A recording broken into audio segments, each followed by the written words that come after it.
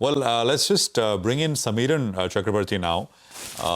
He's joining us. We're going to talk about how macros at the margin are changing at all with regards to the jump in oil that we've seen. Samiran, of course, is Chief Economist India at Citi. Samiran, good morning. Great to have you with us here. Thanks very much for your time. If oil stays $10, $15 more expensive, will the front loading that the RBI has done with a 50 basis point cut, will we have to wonder about that a little bit? Because significantly higher oil reduces the ability of it'll bump up inflation around the world, reduce the ability of Fed rate cuts, for example, et cetera, et cetera. So how are you thinking about this entire issue? Thanks, Prashant, and good morning, everyone. So I think if you look at it historically, there has been a kind of standard view that RBI has taken that a 10% increase in oil prices, somewhere around 30, 40 basis point of impact on overall inflation. But the things are changing now because we have been over the last few years following a policy of keeping the retail prices of oil under check, regardless of very large fluctuations in crude oil prices. And that's why I think the pass-through to inflation might be less. At the max, one can say that if oil had stayed at mid-60s, then at some point of time in the year, we could have considered a retail price cut. Now that possibility might be lesser, but I don't see that at $75, we will have that big an inflation concern coming out of just the oil prices. However, if the tensions escalate and that leads to supply chain disruptions, then that could have a potential negative effect on inflation. But on that matter, it's probably too early to say how things are going to progress. Okay, so of course, no one knows how this really, one hopes there is de-escalation, but we'll have to watch this closely. In terms of forecasts coming in from your global sort of commodity teams, et cetera, Samiran, where are you seeing oil prices at? Are you seeing, is the risk of a big jump negligible, non-negligible? What's your sense from here, from where we are, which is $74 or so on Brent?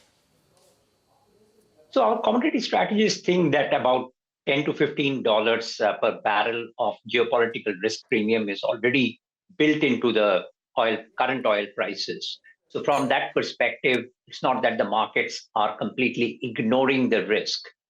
So they don't think that this goes much above 80, 70 to 80 could possibly be the range in the short term till we have more clarity on how this crisis is evolving. Yes, obviously there are tail risks in terms of blocking of the Strait of Hormuz or any attack on Iran's Kharg Island export capabilities. But we have to also keep in mind that compared to the Russia situation 2-3 years back, the proportion of Iranian exports to world spare capacity is much lower. Russia's production compared to world spare capacity was much higher. So that is typically taken to be one of the critical indicators to judge how much upside risk to oil prices could be in a tail risk event. We just had the management of Dixon with us earlier, and he was talking about the jump in freight costs across the board. Any indication of that? Of course, I mean, the fact is that the prices are rising from very low levels. We had the Shipping Federation people yesterday, and they were saying that, freight costs to US and Europe were down sharply, I mean, compared to a year ago levels. And of course, from there, they're now rising. Any thoughts at all? Which industries are most affected? This is what I was referring to when I said that it's difficult to build in the disruptions coming from the supply chain side. I think that's the angle that we will be watching more closely from an inflation standpoint, that whether these freight costs or unavailability of certain products or delay in coming of certain products could lead to some price pressures. But I mean, obviously, this is a relatively smaller portion of India's CPI imported components, we will have many more domestic factors driving the headline inflation number, is what my sense is. We spoke with SkyMed, the weather forecasting private agency, this morning. They were telling us that, monsoons looked like it was a bit of anxiety and worry that they'd stalled. But they're back and they expect, the advance to be pretty strong in the next 2-3 days, especially in the eastern parts of the country, etc., where there is still large deficits. So bodes well, doesn't it, Samiran, if that really pans out? Absolutely. In any case, we will know that from here till almost October, we have significant benefit from base effects on the inflation numbers.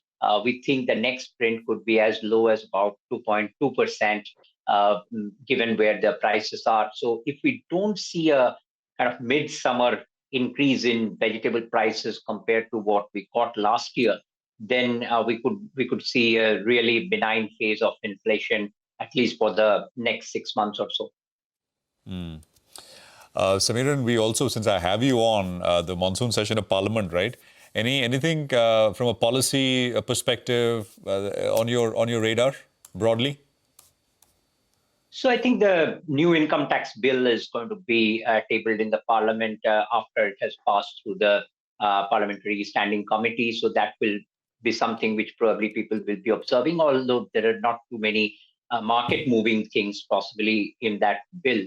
But other than that, at this point, I don't think of anything which is really a very macro issue that is on the table for this session. At what level of crude would you start to worry? Well, it's a very interesting question because depending upon where the current level of crude is, analysts typically change these numbers. I remember very clearly that when the Russia thing erupted, we used to say that India can withstand $100 of crude also. And now we are at only $75 and we are still fretting about it. So I think this number is a bit moving because, as I said, that we've done a very nice way of calibrating the retail prices in a way that it's not as volatile as it used to be before. So from that perspective, we have some elbow room to tolerate slightly higher crude also. But yes, from a Middle East tension perspective, I think the bigger issue is whether there are any disruptions to the supply chains. And would that cause any sort of upside risk to your inflation estimates? In fact, I must say that we analysts, we are at this moment a bit worried that we have too much downside to our inflation estimates given where the prices are. So if we get a bit of an upside from some of these things, maybe our 3.5% average CPI forecast for the full year will be more accurate. So not really worrying about that much on the inflation front, because clearly most of the factors are pointing towards downside rather than upside. Wow, downside risk to inflation. That'll be very interesting to what that does to everyone's growth expectations, etc. as well, particularly from a nifty EPS standpoint, because that typically tracks the nominal GDP growth as against the real GDP growth. And if inflation is lower, the real GDP stays the same, then there are risks for EPS downgrades for the nifty as well. You want to comment on that? The only clarification is that bulk of the inflation decline is coming from the food side. So the Nifty EPS will probably be reacting more to the core inflation than the food inflation part. Take that point, Samiran. Thank you so much for joining in and giving us perspective on all the macroeconomic side of things as we look at geopolitical uncertainty and all the other data points that we're grappling with right now. With that, we'll